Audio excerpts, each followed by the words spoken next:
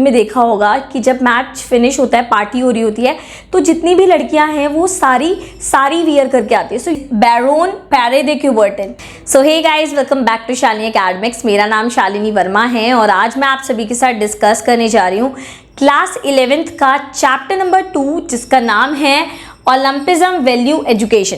जी हाँ, हम ये जो चैप्टर्स की वीडियोस हैं वो न्यू सेशन के अकॉर्डिंग बनाएंगे, विच मीन्स 2023 और 24 को कवर करेंगे। और अगर आपको ये वीडियोस अच्छी लगती है तो आप मेरे चैनल के साथ जुड़ सकते हैं। एंड आज हम बात करेंगे लर्निंग ऑब्जेक्टिव के बारे में, विच मीन्स हम इस चैप्टर में क्या पढ़ने वाले हैं। सो लर्निंग ऑब्जेक्टिव में हम सबसे पहले देखने वाले हैं ओलंपिज्म के बारे में। हम कॉन्सेप्ट देखेंगे और ओलंपिक वैल्यूज़ को समझेंगे, ये हमारा टॉपिक 1 होगा। नेक्स्ट जो है उसमें हम डिस्कस करेंगे ओलंपिक वैल्यू एजुकेशन के बारे में, जिसमें हम Joy, effort, fair play, will and mind के बारे में समझेंगे। थर्ड टॉपिक होगा हमारा एंशिएंट एंड मॉडर्न ओलंपिक्स, यानी कि पुराने टाइम में कैसे ओलंपिक की शुरुआत हुई और अब भी कैसे चल रहा है। नेक्स्ट है हमारा ओलंपिक्स, इसमें हम सिंबल, मोटो, फ्लैग, ओथ और एंथम को देखेंगे। फिफ्थ जो है वो है हमारा Olympic movement structure, IOC, NOC, IFS and other member. So guys, इसमें मैं आपको बता दूं यहाँ से मैक्सिमम क्वेश्चन बनते हैं। कौन कौन से टॉपिक आपको डेफिनेटली पढ़ने हैं। सबसे पहली चीज आपको पता होना चाहिए इस वाले टॉपिक के बारे में, एंशिएंट एंड मॉडर्न ओलंपिक की इसकी शुरुआत किसने करी, यहाँ से क्वेश्चन आते हैं। सेकेंड जो है वो आपका ओलंपिक्स, यानी कि सिंबल, मोटो, फ्लैग, ओथ, एंथम, इसमें 1 वर्ड भी बनते हैं, सो ये ढंग से पढ़ना। लास्ट जो है जितनी भी आपकी स्ट्रक्चर्स हैं, जितनी भी आपकी कमिटीज़ हैं, वो ज़रूर पढ़ के जाना।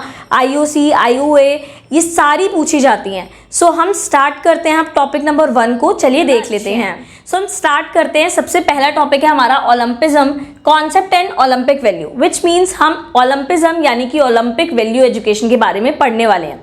तो सबसे पहले ये आ जाता है कि ओलंपिक्स होता क्या है। ओलंपिक्स जो है ये एक इंटरनेशनल स्पोर्ट है जहाँ पर अलग अलग देश के लोग आते हैं और स्पोर्ट्स के थ्रू compete करते हैं। हर 4 साल में एक बार ओलंपिक का आयोजन कराया जाता है अलग अलग कंट्रीज में। सो आई होप आपको समझ आया है कि ओलंपिज्म यानी कि ओलंपिक है क्या, इसकी शुरुआत कब हुई और किस तरीके से ये आज भी चल रहा है। ये टॉपिक हम 2.2 में डिस्कस करेंगे। अभी हमारा 2.1 टॉपिक है जिसमें हमने ओलंपिज्म के बारे में समझना है। सो ये एक फिलॉसफी ऑफ लाइफ है, यानी कि इसमें हम लाइफ की बात करते हैं।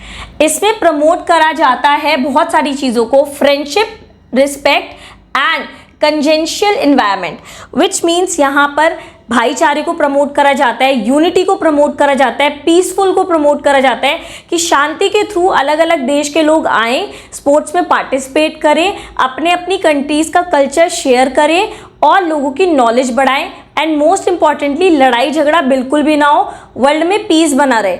ये सारी बातें जो हैं ओलंपिक के थ्रू संभव हो पाई हैं। आगे बता रखा है blending sports with culture and education. तो यहाँ पर स्पोर्ट्स को जोड़ा जा रहा है किसके साथ, एक तो कल्चर के साथ, दूसरा एजुकेशन के साथ। सो गोल क्या क्या है, ये पीसफुलनेस को प्रमोट करता है कि देश के बीच में लड़ाई झगड़ा ना हो, और ये एजुकेट करता है जितने भी यूथ हैं कि वो पार्टिसिपेट करें स्पोर्ट्स में, ताकि कंट्रीज़ के बीच में यूनिटी बनी रहे। आगे बता रखा है किसी भी तरीके की डिस्क्रिमिनेशन यहाँ पर प्रमोट नहीं करी जाती है। हर एक इंसान इक्वल है, irrespective of caste, gender, colour, कोई मायने नहीं देता, सब जने आ सकते हैं, पार्टिसिपेट कर सकते हैं, और ये प्रमोशन करता है हर एक इंसान का। आगे दे रखा है to promote a spirit of, 3 चीज़ें मेन है जो ये प्रमोट करता है, फ्रेंडशिप, सॉलिडारिटी, फेयर प्ले। हम इनके बारे में और डिटेल में समझेंगे। आगे हम 6 एक्टिविटी देख लेते हैं पहले कि कौन कौन सी हैं इसमें इंक्लूड। पहला तो ये है कि स्पोर्ट्स सभी के लिए है, किसी एक के लिए नहीं है, स्पोर्ट्स सबके लिए है। ये पीस को प्रमोट करता है स्पोर्ट्स के थ्रू कि लड़ाई झगड़ा ना हो। डेवलपमेंट में बिलीव रखता है, अगर हम अलग देशों के साथ इन्वॉल्व हो रहे हैं, हम अलग अलग देशों में जाके स्पोर्ट्स खेल रहे हैं, तो भाई हमारा बहुत सारा डेवलपमेंट होता है। सोशल डेवलपमेंट होगा, हम फ्रेंड्स बनेंगे, उनसे बहुत सारी चीज़ें सीखेंगे, प्लस स्पोर्ट्स खेलने से हमारा खुद का डेवलपमेंट होता है, फिजिकली और मेंटली हम प्रिपेयर हो जाते हैं। सो यहाँ पर आप ये सारी चीज़ें करते हैं, प्लस वुमेन एंड स्पोर्ट्स को भी जोड़ा जा रहा है, औरतें भी पार्टिसिपेट कर सकती हैं और अपने देश को प्राउड फील करा सकती हैं। और आप जानते ही हैं आज के मॉडर्न एरा में वुमेन एम्पावरमेंट पे बहुत ज़्यादा जोर दिया जा रहा है, इसीलिए वुमेन्स को स्पोर्ट्स के साथ जोड़ा जाता है। प्लस लोगों को एजुकेशन मिलती है और स्पोर्ट्स और एनवायरनमेंट भी काफ़ी अच्छा हो जाता है। स्पोर्ट्स और एनवायरनमेंट को आपस में जोड़ा जा रहा है। देखो स्पोर्ट्स और एनवायरनमेंट का ये है कि अगर लोग आपस में इन्वॉल्व होंगे, स्पोर्ट्स खेलेंगे, तो लड़ाई झगड़ा होगा नहीं, वॉर नहीं होगी, तो हमारे देश के एनवायरनमेंट पे असर नहीं पड़ेगा। वॉर बहुत बड़ा डिस्ट्रक्शन लेके आता है और ओलंपिज्म ने जो है एक यूनिटी को बहुत हद तक जोड़ा है, देशों को जोड़ा है और लोग आपस में बहुत ज़्यादा पास आए हैं। सो ओलंपिज्म का बहुत बड़ा रोल रहा है यूनिटी को बढ़ाने में। सो गाइज अब हम बात करेंगे ओलंपिक वैल्यू एजुकेशन की। Father of Olympic is Baron Pierre de Coubertin.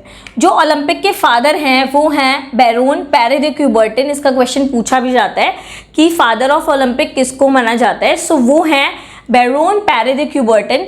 आगे there are 3 values of Olympic. Value जो है ओलंपिक की वो 3 है टोटल, जिसके ऊपर मेन कंसर्न दिया गया है। First one is excellence, second one is respect and third one is friendship. अब हम इन तीनों को इंडिविजुअली देख लेते हैं। सो गाइस सबसे पहले हम डिस्कस करेंगे फ्रेंडशिप के बारे में।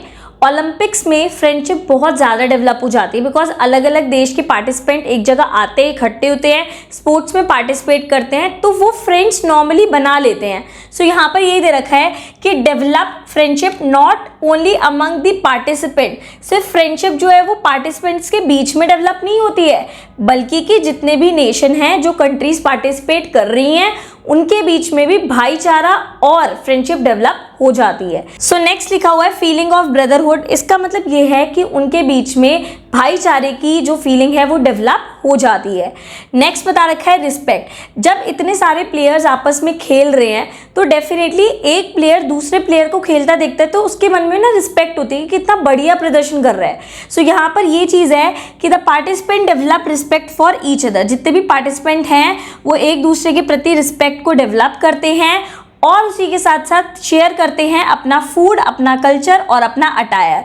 अटायर मतलब होता है आपका पहनावा किस तरीके से। सो फॉर एग्जाम्पल आपने चक दे इंडिया मूवी में देखा होगा कि जब मैच फिनिश होता है, पार्टी हो रही होती है, तो जितनी भी लड़कियां हैं वो सारी वियर करके आती है। सो यहाँ पर यही चीज़ है कि आप ना अपने अटायर से अपने देश के कल्चर को बता सकते हो। सो आई होप यहाँ तक आपको समझ आ गया होगा। नेक्स्ट है excellence. So excellence which means ये है कि अगर आप ओलंपिज्म में पार्टिसिपेट कर रहे हो, राइट, सो आपको ना पता चल जाता है एज अ स्पोर्ट पर्सन कि आप किस में अच्छे हो। उसमें चाहे आपकी कोच हेल्प करते हैं या आप खुद अपने आप में डेवलप करते हो कि हाँ आपका इस गेम में इंटरेस्ट आ रहा है। सो एक्सीलेंस आपको उस स्पोर्ट्स में मिलती चली जाती है जब आप उस स्पोर्ट्स को दिल से, शिद्दत से खेलते हो। सो यहाँ पर यही चीज़ है कि इट प्रोवाइड हेल्दी इन्वायरमेंट। एक हेल्दी इन्वायरमेंट मिलता है, आपको अपने बारे में जानने का एक मौका मिलता है। उसी के साथ साथ बाकी सारी चीज़ें सेम रहेंगी कि पीसफुलनेस होती है, हेल्दी कंपटीशन होता है, तो वो सारी चीज़ें आप सेम लिख सकते हैं। आई होप आपको समझ आया होगा। फ्रेंडशिप डेवलप होती है first thing. Second thing is respect, दिल से आती है स्पोर्ट पर्सन के लिए। एंड एक्सीलेंस, हम अपने स्पोर्ट्स में और माहिर होते चले जाते हैं और बढ़िया होते चले जाते हैं। सो आई होप आपको ये टॉपिक क्लियर हुआ होगा। If you really like my videos और आप चाहते हो कि हाँ ऐसा बेहतरीन कंटेंट आपको मिलता रहे, so stay tune to our channel. मैं वादा करती हूँ कि फिजिकल एजुकेशन में आप सब बच्चों के बहुत अच्छे नंबर आएंगे। So thank you guys, thank you very much.